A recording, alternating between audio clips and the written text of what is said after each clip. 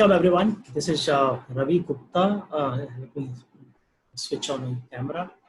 Yes. Welcome all of you.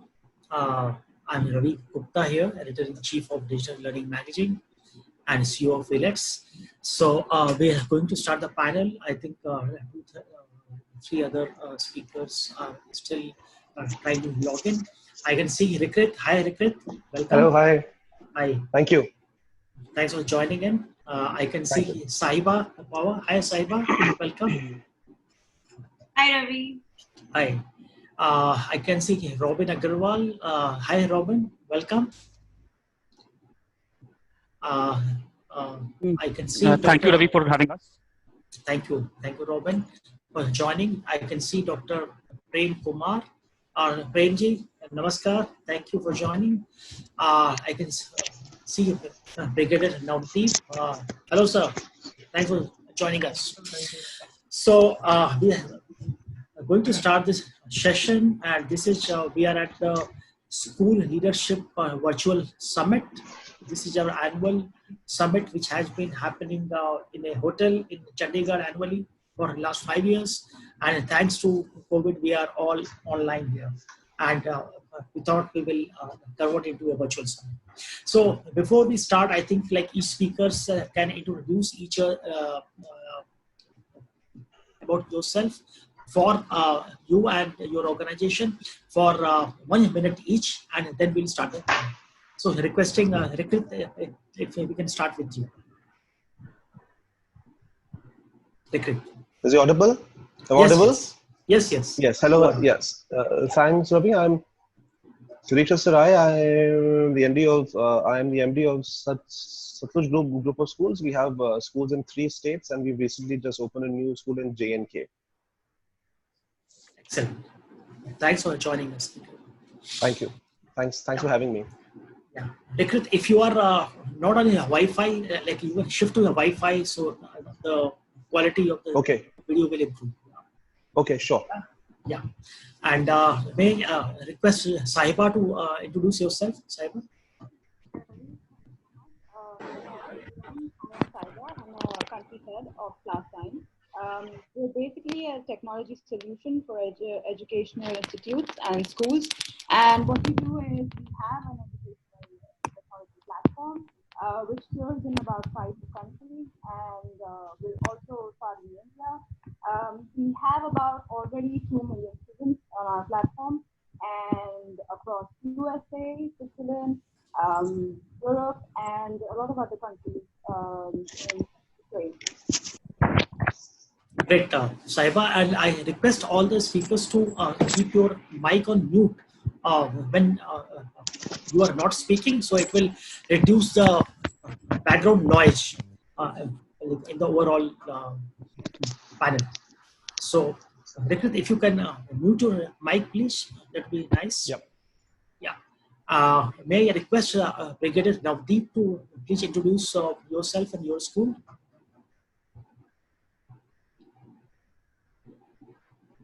I think its connectivity has some issue, and let me request Dr. Prem Kumar to speak, please.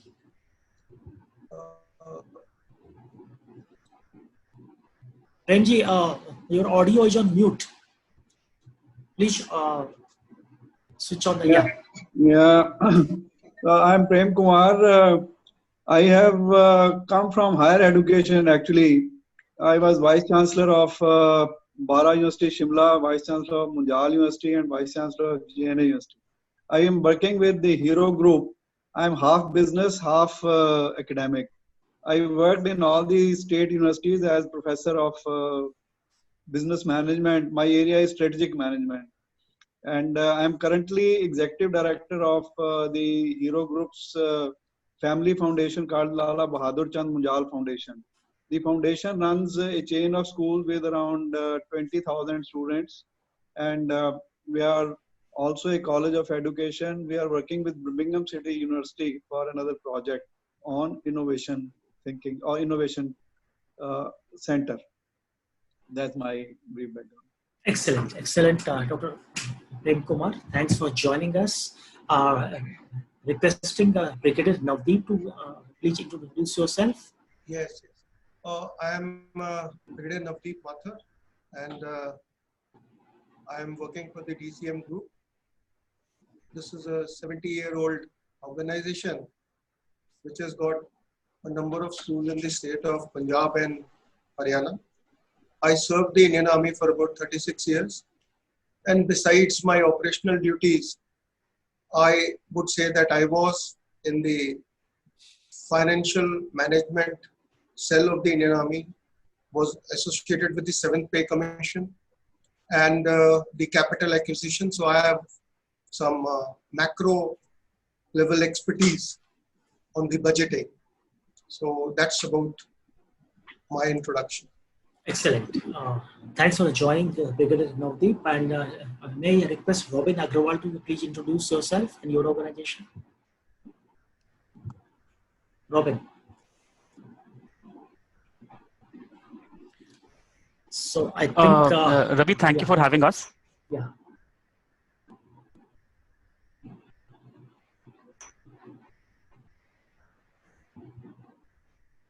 Yes, Robin, please. So our telecom connectivity infrastructure in the country still has challenges, and we have arrived in the COVID age too early, 5 years earlier than our infrastructure is prepared to deal with. It's okay, so we have to handle it, and this is also an example of how difficult is online adoption of IT in our schools. So let's start our discussion, and this topic is around financial survival strategies in the COVID-19 crisis. What are the challenges for schools? We are all aware that there is a crisis, schools are closed, and there are a lot of discussions and debates. And if you open up a TV channel, you look at newspapers, so there are debates happening around schools should ask for fees or not, and it has implications on the overall financial foundations on which private schools run. So I'm going to ask each of the panel to talk about these challenges and how what are the possible solutions ways to deal with. So requesting, let's start with Rikrit himself. Rikrit, if you can talk about it. Absolutely. So I'm requesting each of the panelists to keep your initial comments to around 2 to 3 minutes each, and so that we will take multiple rounds of questions. Rikrit, yes. Absolutely. Thank you, Ravi.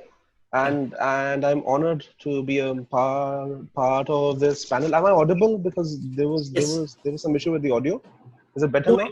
You are audible. Yes, you are audible. Okay, wonderful. Thank you. Well, I'm happy to be a part of this panel. I've spoken at various e-net events in the past, and I'm very happy to see your transformation from the offline to the online platform. This is second time I'm speaking at one of your online platforms. Coming to the question that you asked about the current the crisis that we find ourselves in. Well, I think the crisis in schools is very, very big as well. I think it's equal to the current crisis that the world finds itself in, because not only is the education of at least 1 billion plus students on stake, but also the livelihoods of millions. We haven't seen anything like this in our lifetimes, and it's obvious that we've all been thrown into the deep end of the ocean, and and then we're all sailing in the same boat at this point of time, especially schools. But it's important to understand where this issue arises from and what are the solutions. Well, the issue is very, very simple. It's various fringe elements, not all parents, but various fringe elements with their own motivations that are basically, in this sense, they are trying to come up with a campaign where they are trying to demonize schools as businesses which are for profit. Now the education industry has been alive for the last few centuries, and plus it hasn't really changed much. But given the fact that it's such an old industry, and given the fact that there are various schools that are a part of this, it's just obvious that that since education is very important at this point of time, it's important that those who are a part of the education industry also get paid. And I'm particularly talking about the teachers and other support staff as well. So if the parents in this situation, because it's become a very big issue now, and I wouldn't have spoken about this regularly, but if the parents in this situation don't actually understand the importance of the fees that are being paid, it just goes to show that these fringe elements are successful in brainwashing parents to think that schools can run without fees being paid. So because salaries are not the only, they are not the only headings under which, fees are charged, of course. I mean, like, we have various costs to pay. You've got the infra cost, you've got lots of EMIs, you've got buses cost, you've got transportation costs. So, there are hundreds of other costs, of course, but there's a malicious campaign which has been formed, which is utterly nonsensical at this point of time. But on the bright side, there are lots of parents who are trying to support schools at this point of time as well. So I think it's important to focus on the positives and address the negatives, but also come up with solutions so that people who aren't aware of this become aware of this. Sure. I think important point raised by Rikrit. Or may I request Brigadier Navdeep to give your perspective on this issue? Please unmute yourself. Yes. Firstly, Dr. Ravi, thanks for getting me on the panel discussion and giving me an opportunity to share my views with a very select and professional lot of gentlemen, with the lady. I couldn't have agreed more with Rikrit on this issue, and I will not dwell on that issue because it goes without saying that the environment which we are in is what exactly and precisely is described. But the point I'm trying to make is that the solution to get over this financial problem has got three stakeholders. One is the schools itself. Very well said that we can't run without any fees or something. The second one is the parent. And the third one is the government. So the solution has to be a solution which is there, which is acceptable in the society. After all, this is not a crisis which we can be defined by time. Say it will get over in 2 years, 1 year. I have read some articles to say that till the vaccine comes and the inoculation process takes place and all that, the schools are not going to be normal. And that's also a prediction. So I want to make 3 points. Firstly, it's an unprecedented situation. So we should not go by hunches and beliefs and predictions and all. We should have a short-term strategy and we should have a long-term strategy. The short-term strategy is very aptly described in the title of this meeting also, to say how to survive. And the long-term strategy would be how to go beyond that. So I think right now we should focus on how to survive. And I think survival would start from within first.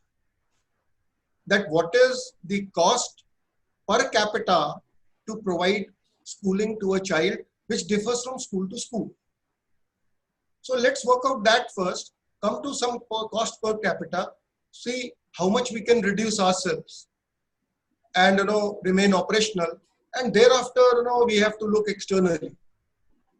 That is all I have to say. And as we proceed, so we will come forward. And the other point which I wanted to make was that let's apply the systems approach. Whenever you are deficient of data, whenever you are deficient of expertise, then I think you have to firstly analyze the verticals and the horizontals of the problem, the connectivity between them, and how to go about solving each, various options, the risk analysis to the options, and then you come out with a solution. Great. Thank you, Brigadier Navdeep. Thanks for your comments on this. The timing, how long is this situation going to go on? We have no idea, and we have to be realistic and practical. May I request Robin to, Robin. Thank you, Ravi. I'm not going to repeat what Nikrit and Brigadier Navdeep has said. I just want to bring out one more point. We closed down around 18th of March, right? That's a time of admissions for us, right? And April is the most important month for most of the schools because the maximum amount of fee collection happens at that time, right? So from 18th March till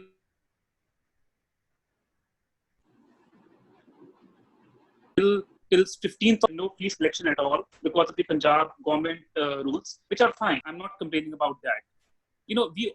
Schools are under a lot of stress, and there are all kinds of schools. There are young schools, there are 30-year-old schools, there are budget schools, right? Every school does not have the financial wherewithal to manage this short-term crisis as well, right? I think we also need to talk to the government in the first place. That is the most important stakeholder that we have today, that we are not talking to the government about the crisis that we are facing. A lot of them do not understand the problems that we have, right? They also understand private schools very superficially, right? So that is one very important aspect. I also think since we are closed right now, we are not able to communicate effectively with parents, right? A large majority of parents are supporting us, but as Nikrit said, there is some minority which is being misguided by some fringe elements. I think we need to reach out to them and with a sense of compassion, right? See, as Mr. Brigadier said, this is a matter of survival. For parents also, it is very, very hard. They are also been hit economically very hard. A lot of them have. We can't deny that, right? I would say that passion, compassion, and empathy needs to be the guiding principles right now. We also need to look at non-salary expenditure right now. Salary expenditure, we should not touch it at all in the short term. These are skilled staff. They've been with us for a long, long time, whether it's a driver, conductor, or a housemaid, or a teacher. We have to treat everybody with respect, but we need to relook at the non-salary expenditure, probably talk to banks about deferment of loans, look at other expenses that can be reduced in the short term. I think, we need to approach this wholesomely, right? Talk to our stakeholders, talk to the government, reduce our expenses, right? And probably move on and survive first. So I would just close with that right now. Thank you, Ravi. Excellent inputs, Robin.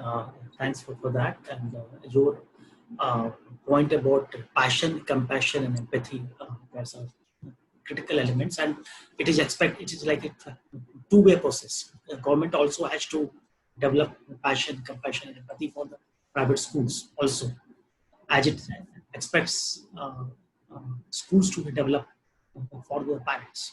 So, excellent inputs. I request Dr. Prem Kumar to please give your perspective. Thank you, Ravi, for this opportunity to share. From my strategy background, I see crisis also as an unparalleled opportunity. And there is a saying, don't let a crisis go waste. A good crisis should never be allowed to go waste. So 2-3 things come to my mind. One is, as Robin said, you have to look at the current situation. There are, for example, in our case, we are planning some capex of about 5 crores, which we have postponed, deferred. So similarly, there are many other expenses which can be deferred for a while. So the overall strategy should be to sail through this year. Looks like this whole year is going to be impacted financially, and many schools. So there are 3 categories of schools. I would say there are schools which are self-sufficient and have a little bit of surplus. You would appreciate that the education sector, the school education sector particularly, is a non-profit sector. So most of the balance sheets would have only around 15%, 10 to 15% of surplus, which you carry, and some of it is actually used to strengthen infrastructure or to create a surplus for the future. So some schools may have that cushion that they can sail through at least 6 months. There are many schools which are return on investment model. So if there are schools on return on investment models, there are funds which have been borrowed and these funds need to be serviced. So the right thing to do is probably talk to the banks or the lenders to see that you have, I mean, there's a 20 lakh crore package which has come in, and institutions can talk to the banks depending on your relationship to restructure your current loan so that the pressure on the current finances is partly deferred. See, currently, if you see, most of the schools are under financial stress. As Robin said, we were expecting fee to come in April. That is, most schools, they start their first quarter in April, and therefore fee has not come in. And there was a policy flip-flop, whether to pay or not to pay. And as Rikrit said, there are many vested interests, people, budding politicians, budding lawyers, they go to the court and they create all kind of nuisance. Fact of the matter is that schools have risen to the challenge and they have ramped up their act. And as everybody has said, there's a great tribute to our teachers who have risen to the occasion. And the idea of using technologies in education is 20 years old. It is not a new idea. But all of us were feeling that technology cannot be used in a way that we now see that it can, yes, be used. And there were talks of blended learning maybe 10, 15 years ago, but we were not adopting. So in our case, for example, what we are doing is we are paying the salaries out of the reserve that we have, and we are deferring some of the capital expenditure. I would advise most of the schools which do not make a budget to cast a budget today, and in view of taking a hit. Say, we all know there is part of the parents who will not be able to pay, and you will have to show a little bit of compassion, and therefore you have to grant some scholarship, financial assistance. So make your budget and see where you stand, and then crisis is also an opportunity to evaluate every cost. I would say the people who have been making budgets already, people like Cricket may be making budget. Now it is another opportunity to start from zero-based budgeting. So look at your budgeting process based on zero and see which costs are justified, which costs are not justified. Second is to respond to the crisis, we look at all the processes that we carry on. So we redefine the processes, we redesign the processes, we combine the processes, we reduce the processes. And third is conserve cash as much as you can at the moment so that you are. Now there is also, Ravi, another important aspect.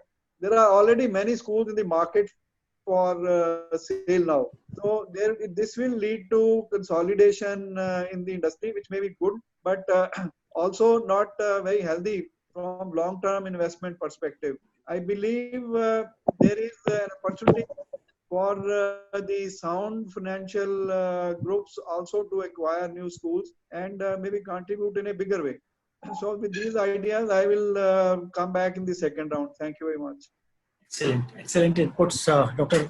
Prem. You have highlighted multiple aspects from consolidation to budgeting, reducing of capex, and also you have talked about never-based crisis. So I will come on it soon. And we have with us Saiba Bawa. Saiba, your organization has been working in multiple countries. I understand you are working in 5 countries across the globe. And this is a global pandemic. And Saiba, if you can talk about that, how what's going on in other countries, how are they dealing with the situation, and how is the Indian situation different from the other countries? Saiba. Yeah, so thanks, Ravi, for joining me in. And I believe the co-panelists globally as well, the situation is the same. Nobody was expecting come to crisis in such a manner. And maybe, and as Mr. Prem said, right, technology has always been there. It's not like it's not been there.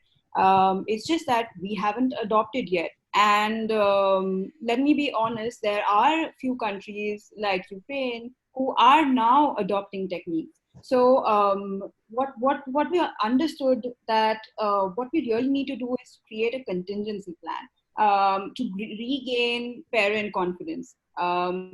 To regain, and that's what people in other countries are doing.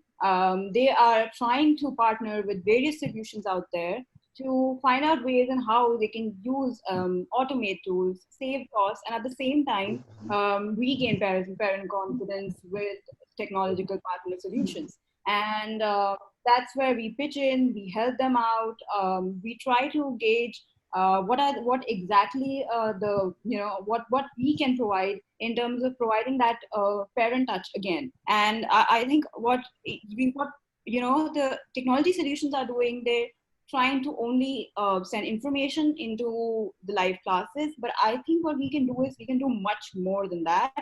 We can provide real-time data to parents to show them the value, and then regain that confidence. And in fact, as Mr. Prem also said, we can think of conglomerating with other partner schools, and then bring in the change accordingly to serve more people.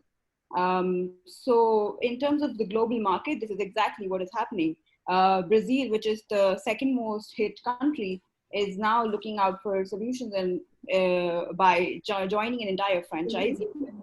So that's how they're solving the problem, and then getting in touch with these technology partners, because I mean, let's be honest, they see that there is going to be a second wave coming in, and we have to have a hybrid solution wherein we can go online, and at the same time, maybe even go in solutions. So those are the kind of solutions globally people are looking out for, and that's what we're aiming to provide. Sure. Saiba, thanks for the inputs. So we have talked about this financial challenges. We have looked at this issue from multiple angles: parents' angle, government angle, bankers' angle. Dr. Prem Kumar has highlighted. May I request each of the panelists to talk about that? What are the possible opportunities in this situation? Because this situation is thrust upon us, and there is no option but to find ways out of it. So let me request our panelist, Dr. Prem Kumar, to talk about opportunities, because you have mentioned in your presentation about never-based crisis. So if you want to elaborate that, Dr. Prem Kumar. Thank you, Ravi. I also want to compliment you for the enormous energy that you have brought in terms of your ELATs and keeping everybody connected. I have actually attended many of them. Anyway, so coming back to the crisis. So you have to understand, it's a black swan event. It occurs maybe once in hundreds of years, and we were not prepared. As Saiba said, nobody was in the world ever prepared. In fact, when I first read in January the Wuhan incident, and I thought there were SARS, there were Ebola, there was Zika, and they would pass away from India somehow. But that was wrong. And this first time you have the entire world, 185 countries, I believe, which are partly locked down or partly compromised in their economic activities. So you have to understand. So there are, if you look at the opportunity part, the first big question is, which we normally don't ask. And that question is, why are you in this business in the first place? So many of the people come to a business because there is a return on investment, particularly if you are not the philanthropic model. You are looking at a social school as a social enterprise. So you are looking at creating a small surplus for yourself, or if not a big deal of money. So you have to first evaluate this, because this question normally you don't ask. You are in school and you are running the school, and that continues for years and years. Now, this is the first time maybe you ask a question, why are you in this business in the first place? So you have to see, number one. Second is you have to see what is your business model. So there are business models which say, I am looking for a payback period of, let's say, 3 years, 4 years, and then growth or diversification. There are people in this business who have very successful other businesses and have come to this as part of CSR, or they found another school as an allied opportunity. For example, you are an IT company and therefore you think school is another opportunity of integrating IT with your schools.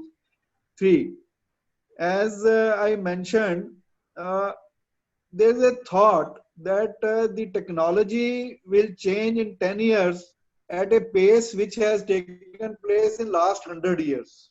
There's a Peter Diamandis work which you may be familiar with. The future is faster than you think.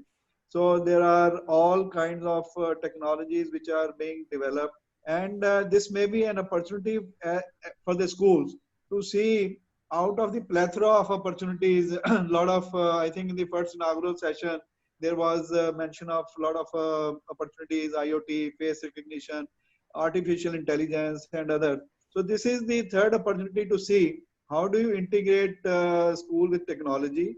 But I think most important, I would say, is you have to evaluate the strategy that you adopt, because in the current crisis there would be growth opportunities, there would be definitely survival strategies, there would also be opportunities of transformation. And many of us who may be frustrated with the kind of education that was going on, we have to see that we can actually transform the school education in a way that we never thought. My last thought, Ravi, and you are familiar with this, the education sector has been one where minimum innovations have been seen. It is just because we are procreating ourselves. For example, I have a student, he is professor, he is doing a doctorate, and I help him getting a doctorate, and he then joins the university, and then he has another. So this is the cycle that has been going on for centuries. So today may be a time when opportunity that you look at innovation in a much better context. I'll stop here, and maybe if I have a comment, I'll join others. Hi, Ravi. Hi, Sunita. Hi, sorry for joining late due to the technical glitch from your end. It's okay. I will request you to just mute your mic a bit. Sunita ji, thanks for joining, and we will we have started the panel, so I will come to you and ask you a question. Okay, just requesting, please keep all your mics on mute, and Sunita, please rotate your phone. Yes, yeah, and move the mic. Yes, requesting now Robin to give your perspective on this. How do we convert this challenge into opportunity? If any. I'm just going to make it very quick. Robin, please rotate your phone, please. Okay. Is it better now? No. Rotate your phone. Rotate it. All right. Better. Right? Is it better? No. You got rotated. Okay, Sorry. It's okay. Yeah. I know. I'm also having some laptop issues, but It's let me just frame this for you. I think the best thing that we can do is focus on the academic quality of what we're doing. I think that is the biggest thing that we have. The better we are at doing online teaching, the more trust our parents would impose on us, and our problems would get lesser. Right? Our problems are not going to go away. So first is focused on the academic quality. Second is insulate your teachers from the crisis that you're having. Right? Form a core team which manages most of the issues with parents, and you have an academic team which is looking after academic delivery. Right? Because if teachers start getting stress about salaries, about future, I think that will have a very demoralizing effect on the entire chain. Two essential things, right? Insulate your teachers from everything what is happening, and so I will leave it that. Just two simple things. Okay, great. Excellent point that insulate your teachers and focus on academic quality, right? Very important point. May I request Rikrit to give your view on this?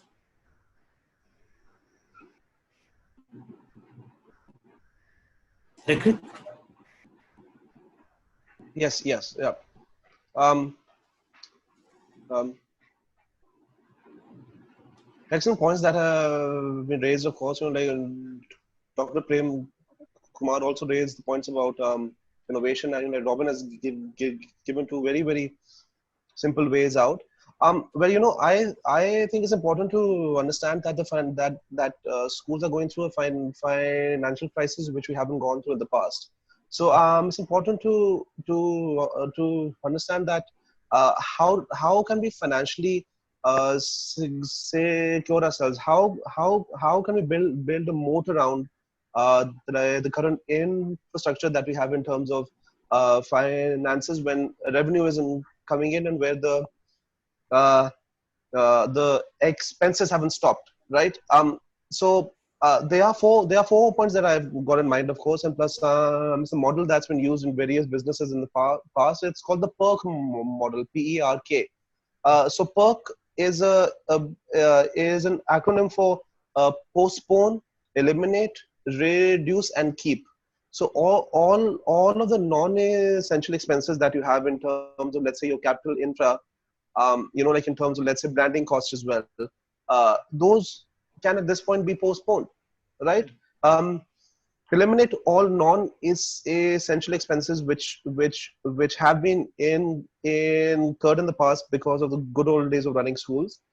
There are various that I'm sure that all schools would know. So eliminate a few in this case as well. So the third point over here is that you have to reduce your costs. So what do you have to reduce? You can renegotiate the contracts with your vendors. Supposedly give them a smaller amount for this particular year, because even they would understand at this point of time that it's impossible to continue working at the current rates which they were being paid. And the fourth most important thing is keep. So what do you keep? Now that is very obvious that you have to keep paying salaries. Now, as Robin just said as well, you have to insulate your staff against the crisis that we are facing at this point in time. But it's an obvious question again that how can you continue paying salaries when fees are not being paid? It's a question like chicken and egg question. Like, what came first, the chicken or the hen or the egg? So it's a catch-22 situation which we find ourselves in. How do expenses be? How do we keep on bearing these various expenses in terms of fixed costs, which are salaries, when there are no fees? Well, I think that it's time to negotiate the various overdraft limits that schools may have with banks. But you fall, so you're putting yourself at risk because you're going to fall into a debt trap.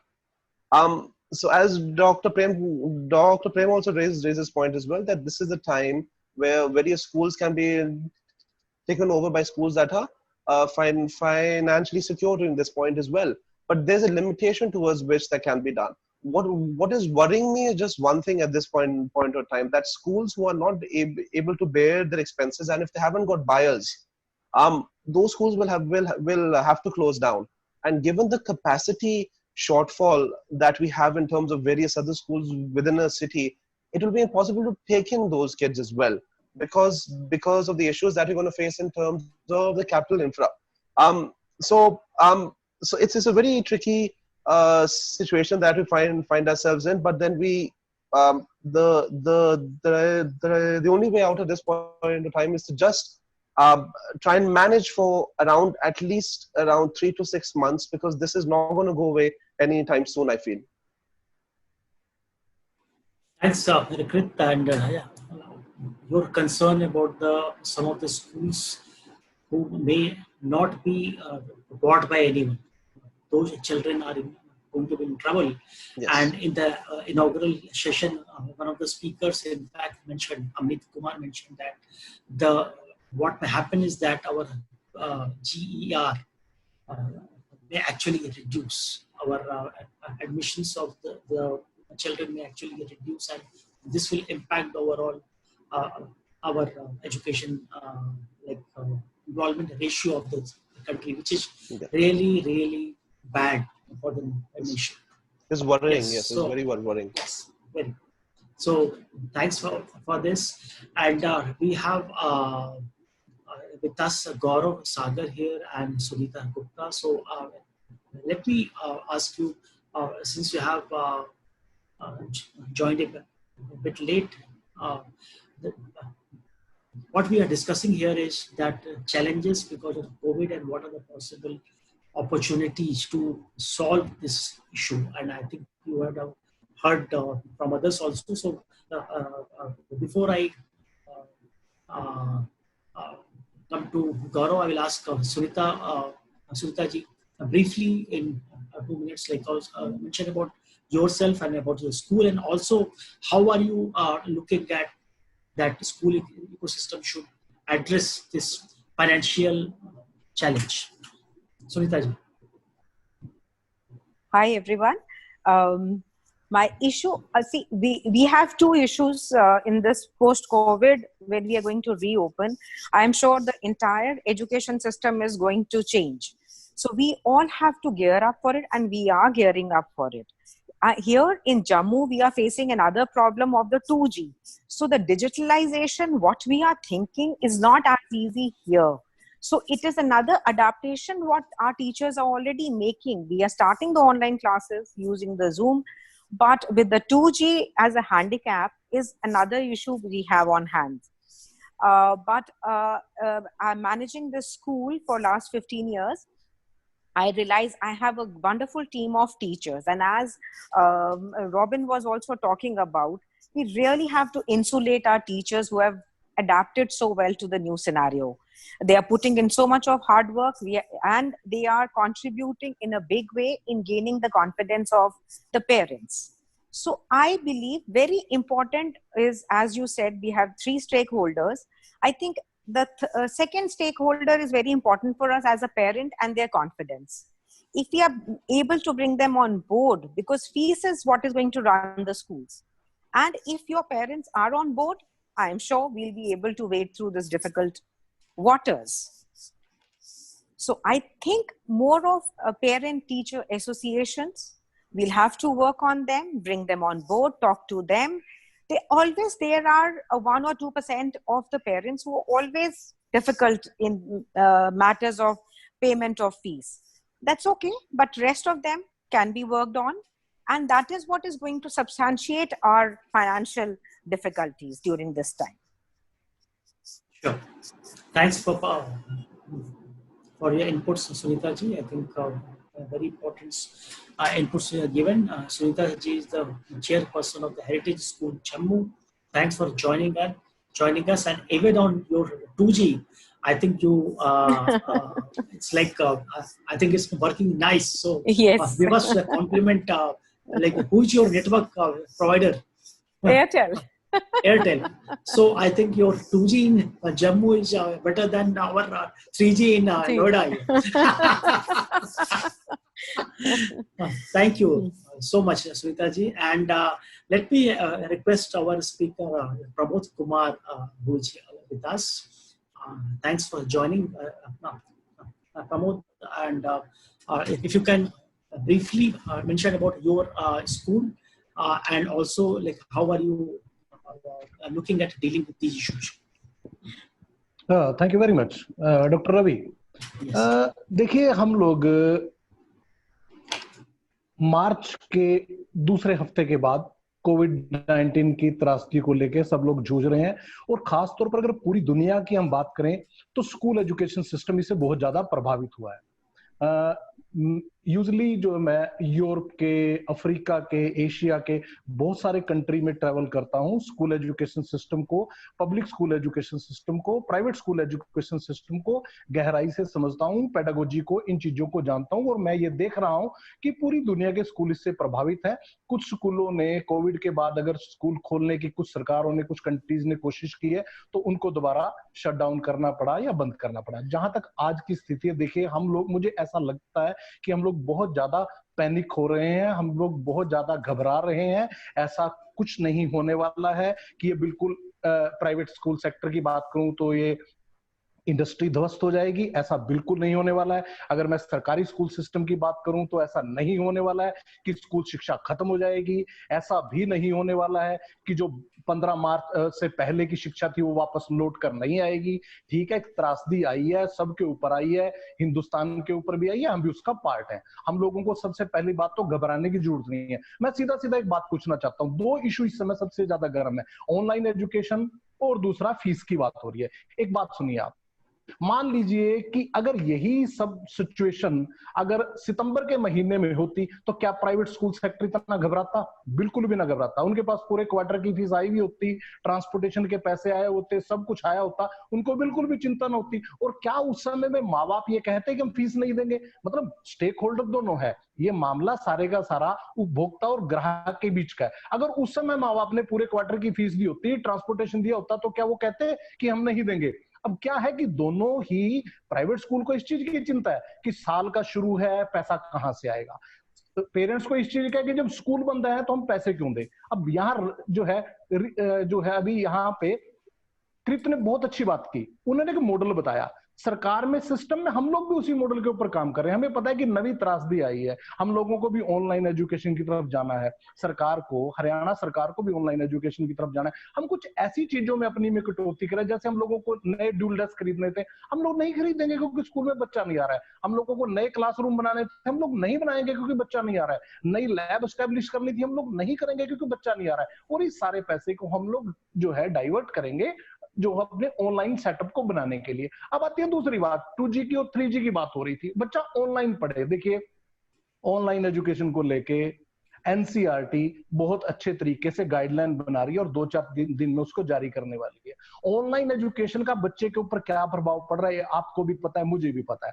देखिए शिक्षा क्या है, शिक्षा बच्चा और अध्यापक के बीच का कनेक्ट ही शिक्षा है। वो अलग बात है कि वहां वर्क बुक दी जाए, वहां टेक्स्ट बुक दी जाए, वहां ऑनलाइन एजुकेशन दे, एक्स्ट्रा करिकुलर दे, को करिकुलर दे, वो सारी चीजें बाद में है। लेकिन शिक्षा जो होती है वो बच्चे और स्टूडेंट के बीच के कनेक्ट की होती है। और बच्चे और स्टूडेंट के बीच का जो कनेक्ट है वो मोबाइल के माध्यम से, जिस किसी माध्यम से भी हो रहा है। अब देखिए अगर मान लीजिए 4 महीने, बड़ा बड़ा स्पष्ट सा प्रश्न करता हूं मैं, अगर 4 महीने स्कूलिंग नहीं होती है तो उससे क्या होगा?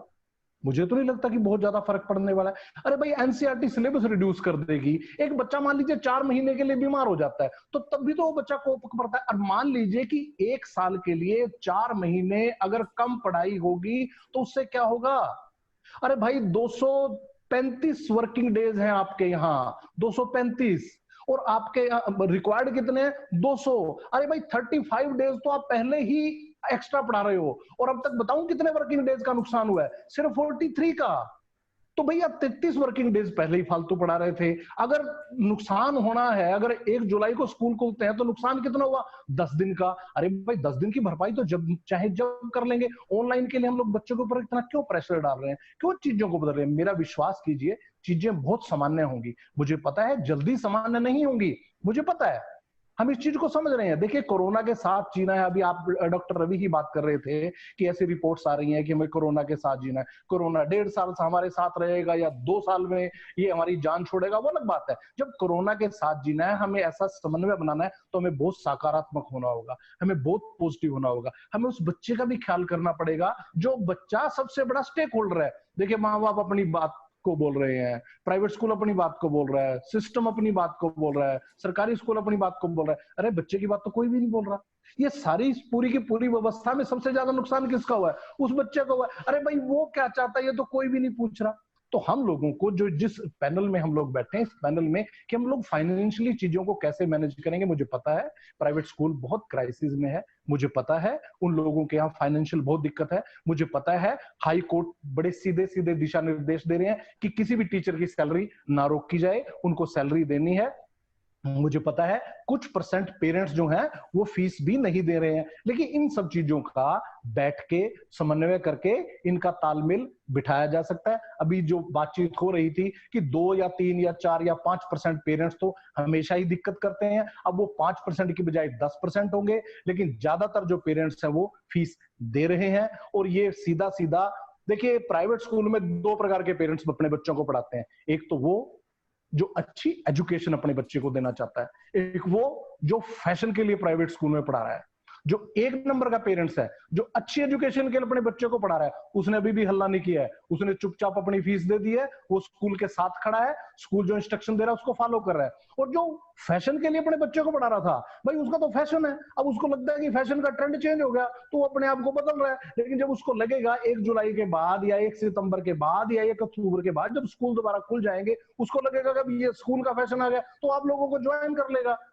तो इसके लिए बहुत ज्यादा चिंतित होने की जरूरत नहीं है, ये बहुत बड़ा सेक्टर है, इसमें 33 करोड़ बच्चे अकेले हिंदुस्तान के प्रभावित हो रहे हैं। 33 करोड़ बच्चा प्रभावित हो रहा है, अमेरिका की पॉपुलेशन से ज्यादा बच्चा हिंदुस्तान का जो स्कूलों में जाता है वो प्रभावित हो रहा है। तो ये त्रासदी 1 आदमी की नहीं है, ये त्रासदी 2 आदमी की नहीं है, ये त्रासदी 33 करोड़ बच्चों के साथ है। और आप पेरेंट्स को, सब लोगों को विश्वास में लीजिए। देखिए, जब तक पेरेंट्स और स्कूल के बीच में, चाहे स्कूल सरकारी है, चाहे बजट प्राइवेट स्कूल है, चाहे 5 स्टार प्राइवेट स्कूल है, जब पेरेंट्स और स्कूल के बीच में कनेक्ट लूज हो जाता है, कमजोर पड़ जाता है, तो इस प्रकार की समस्याएं पैदा होती हैं। अगर प्राइवेट स्कूल एक एक बच्चे के पेरेंट्स के साथ बातचीत करे, इस समस्या का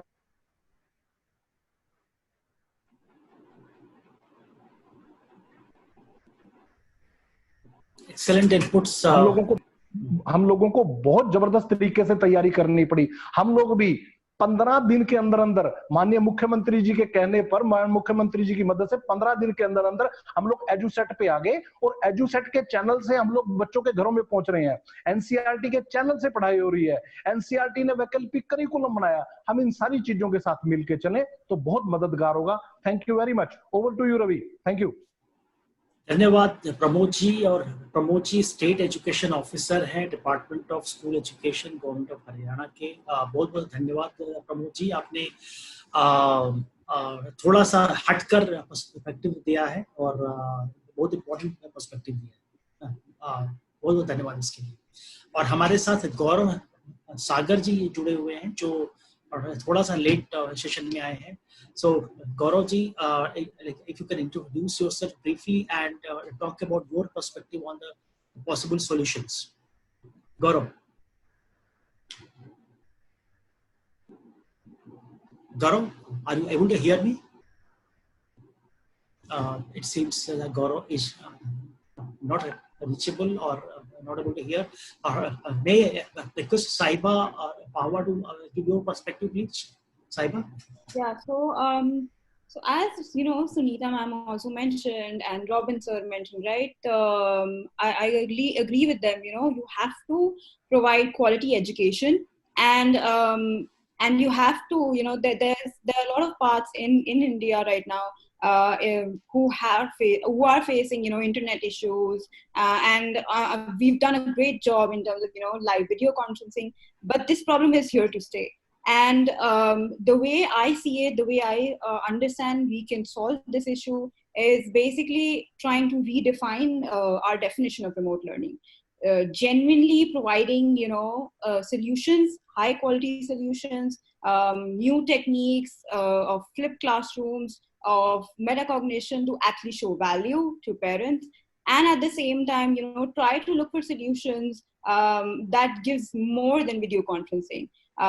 Which requires low bandwidth to reach out to maximum amount of people in remote areas, because suboptimal internet is an issue in various parts, not just in India, even in some parts in Ukraine. So I think we have to find out a solution which solves all these problems, and that's what we're aiming to solve for.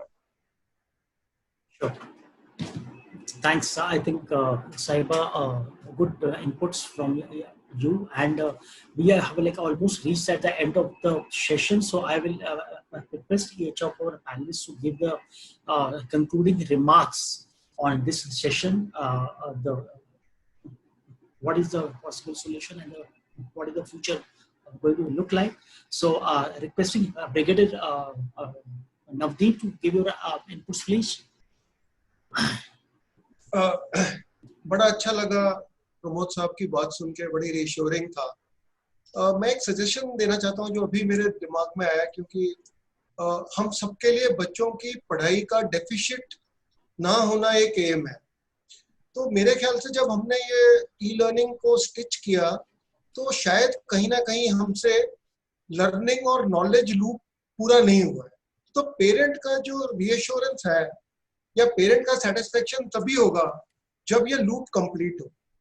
और दूसरा मेरा एक suggestion है कि क्या इस समय government और प्राइवेट स्कूल, अनएडेड स्कूल्स के बीच में कोई पार्टनरशिप हो सकती है जिससे बच्चे का जो है फायदा हो, क्योंकि कई बच्चे थोड़े प्रिविलेज्ड कम हैं, कई स्कूल थोड़े इंफ्रास्ट्रक्चर में लो है, और ये सारी चीजें पेरेंट्स के कॉन्फिडेंस को कंट्रीब्यूट करेगा। कॉस्ट कटिंग वगैरह हमारा इंटरनल मैटर है, फाइनेंशियल सपोर्ट बाद में हम देखेंगे, पर ये चीजें ज्यादा जरूरी है। धन्यवाद।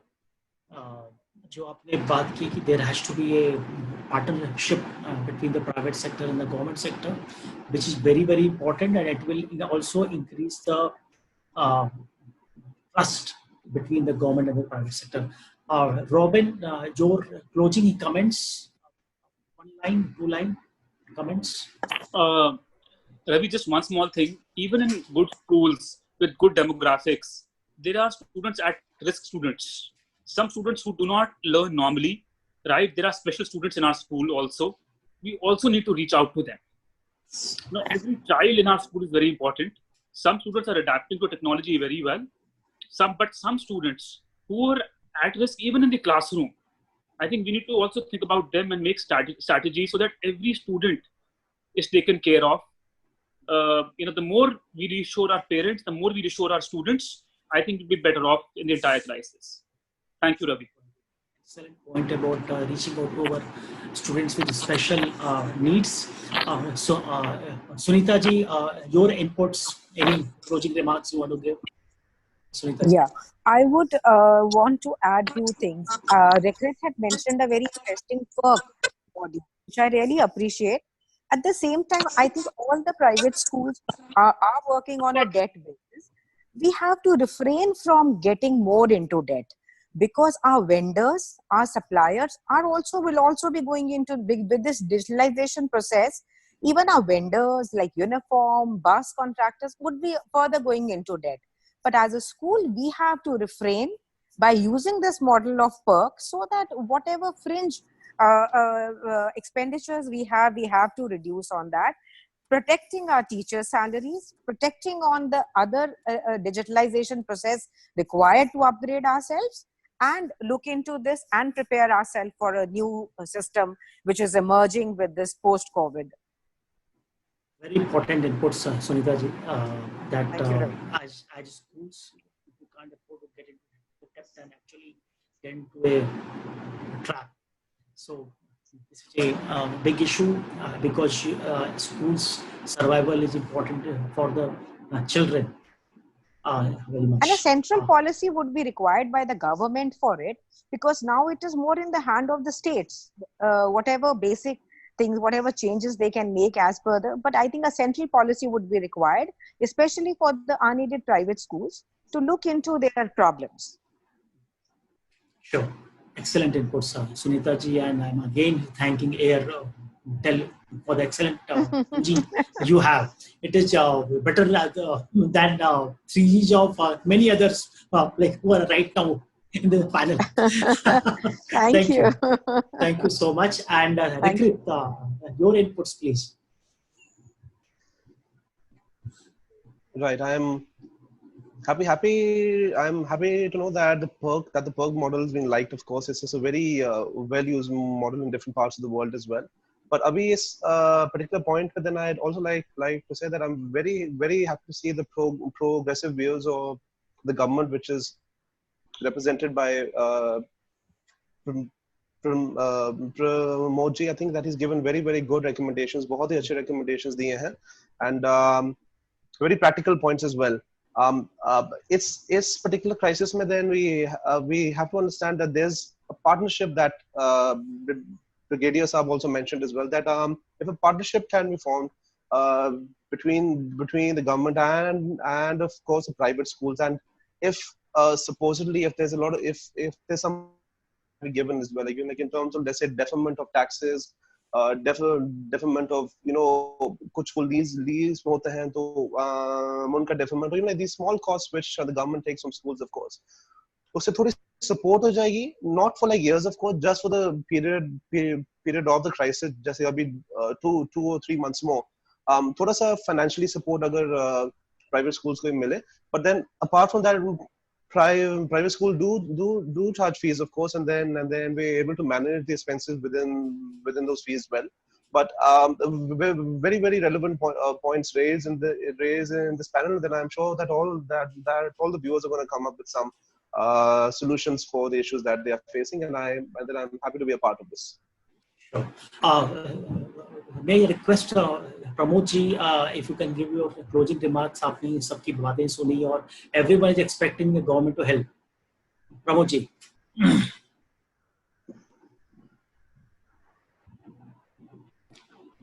I think I can't hear him.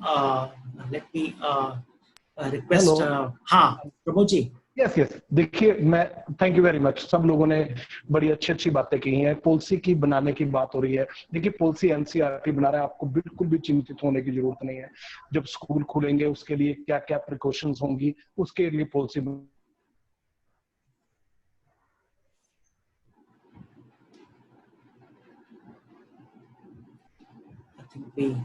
जो सिलेबस है उसको कितना रिड्यूस करना है, कैसे रिड्यूस करना है, इसके ऊपर बहुत शानदार तरीके से काम चल रहा है. ई लर्निंग को लेके बहुत शानदार तरीके से काम चल रहा है. एक बहुत अच्छी और बात बताता हूँ. देखिए, हर बच्चे के पास ना तो डिवाइस है, और अगर डिवाइस है तो नेटवर्क का बहुत बड़ा इशू है. देखिए, भारत सरकार पहली क्लास से लेके 12वीं क्लास तक के लिए एनसीईआरटी के चैनल इंट्रोड्यूस कर रही है.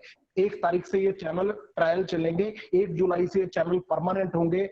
हर घर में पहुंचेगा, बिल्कुल फ्री पहुंचेगा. डाटा की दिक्कत, लेसन सुनने की दिक्कत बिल्कुल समाप्त हो जाएगी. बच्चा टीवी पे पढ़ेगा. टीचर को तो जो टीवी पे टेलीकास्ट हुआ है उसको लेके बच्चे को होमवर्क देना है और उसके लिए बातचीत करनी है. देखिए, त्रासदी जो है वो सबके लिए है. चाहे देखिए, राइट टू एजुकेशन, बच्चा जो है ना, जो स्कूल में पढ़ता है उसकी परिभाषा बच्चा ही है. एक्ट में ये परिभाषा नहीं की कि प्राइवेट स्कूल का बच्चा या सरकारी स्कूल का बच्चा या बजट प्राइवेट स्कूल का बच्चा. जो भी कानून बन रहा है वो सभी स्कूली जाने वाले बच्चों उत्तर पेशे में है, वो शानदार प्रोफेशन में है. और इस घड़ी में ये सब चीजों को छोड़ के अगर हम बच्चे से बात ही कर ले, टेलीफोन पे टीचर बात कर ले, बेटा आप घबराए नहीं, बिल्कुल ठीक होगा, तुम लोग दोबारा अपने दोस्तों को मिलोगे, स्कूल में आओगे, इतना ही बहुत है. हमें बिल्कुल पैनिक होने की जरूरत नहीं है. बिल्कुल भी पढ़ाई का नुकसान नहीं हुआ है. देखिए, जो स्कूल है, स्कूल में मानता हूं कि औपचारिक शिक्षा के केंद्र है, लेकिन जो घर है, घर भी बहुत बड़ी शिक्षा का केंद्र है. हमें माँ बाप को विश्वास में लेना होगा. हमें दोबारा कम्युनिटी टीचिंग की तरफ आना होगा. हमें ये देखना होगा कि जिस परिवेश में बच्चा रह रहा है वहां पर कौन कम्युनिटी में ऐसा जो बच्चे को गाइड कर.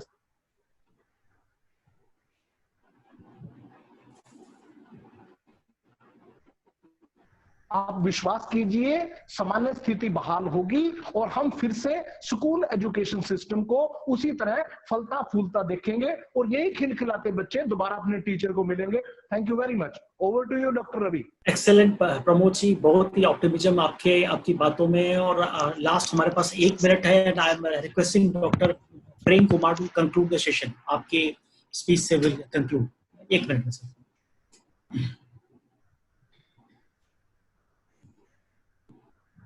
Yeah, thank you very much, Ravi. This has been a very insightful discussion. 3-4 things stand out. One, that COVID is a situation which will take a little time to come to the normal, and we have to live with the new normal. 2, that some things will change permanently. and they are good. For example, blended learning is something that should become part of normal teaching.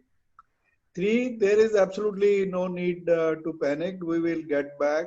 4th, I believe that it is an opportunity for innovation, and this has been said by many. So look at your business innovation model, look at your financial innovation, academic innovation, technology innovation. These are the sectors which you should, and most of the schools can constitute committees for this purpose, channelize the energy of the people to think of. This is unusual time, and therefore this time should be used to do things which we normally don't do. This has been an excellent session, and I read a lot of positive comments, and I want to compliment you for keeping everybody engaged in the difficult times. Thank you, Ravi. Yes. Thank you, Dr. Prem Kumar, and I can see Gaurav Bhaskar on the screen. Gaurav, I think we have faced connectivity issues, and easily we haven't been able to engage you in this session. I'm requesting you to join in the post-lunch sessions and join as a panelist and give your inputs. We'll be happy to have you. Thank you. Gaurav. Yeah. So with this, I am thanking all the panelists. I think we had an amazing session. Thank you, each of you. In fact, I have learned a lot in this session, and thank you, Rikrit. Thank you, Pramod ji. Thank you. बहुत अच्छे optimism आपने दिया, प्रमोद जी. बहुत बहुत धन्यवाद उसके लिए. Rikrit, you have asked us to be practical with PERC. Sunita ji, thanks for joining from Jammu, and imaging inputs from Jew. And Brigadier Navdeep ji, thank you. And our speaker, Sahiba, thank you so much for giving a global perspective. And thank you, everyone, all the audience. You have been amazing. And we are going to start our next session just now. So with this session, and thank you, and namaskar to everyone. And requesting. Thank you, Ravi. Thank you. Yeah. Thank you, Ravi. Thank you very much. Thank you very much. Thank you. Thank you. Thank you, And everyone. thank you, everyone. And requesting all the speakers in the audience that we are live on the Facebook. Please like and share this panel so that the ideas discussed here reach out to a lot more people. The idea of PERC should spread to a lot more people, I think. They are great ideas. Thank you. Thank you so much. very much. Thank you. Absolutely. Namaskar. Thank you. Thank Thanks you. a lot, everyone.